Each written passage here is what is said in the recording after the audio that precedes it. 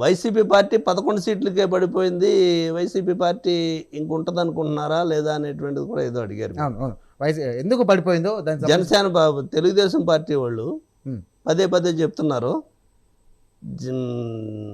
YCP party అనేటువంటిది ఇంకా భవిష్యత్తులో ఉండదని చెప్తున్నారు అనేటువంటిది అడిగారు మీరు. అవును నేను ఒక మాట అడుగుతున్నాను మిమ్మల్ని, 11 సీట్లకు పడిపోయింది కదా వైసీపీ పార్టీ.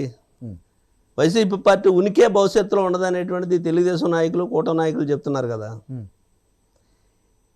ఇంక ఎక్కడ ఏ సమావేశం పెట్టుకున్నా, ఎక్కడ ఏది మాట్లాడినా వైసీపీ గురించి మాట్లాడకుండా నిద్రపోతున్నారా మీరు? తెల్లవారుతుందా మీకు?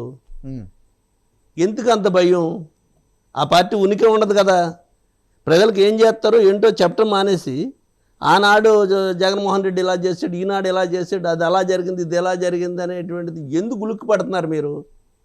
నిద్ర పడుతుందా మీకు? నిద్ర పట్టట్లేదు. జగన్మోహన్ రెడ్డి పేరు చెప్తే మీకు రాత్రుల్లో కళ్ళు వస్తున్నాయి, మన పార్టీ కొలాప్స్ అయిపోయింది అనేటువంటిది మీకు కల వస్తుంది. అందు గురించి మీకు నిద్ర పట్టలేదు. Okay right. ఇక సరిగ్గా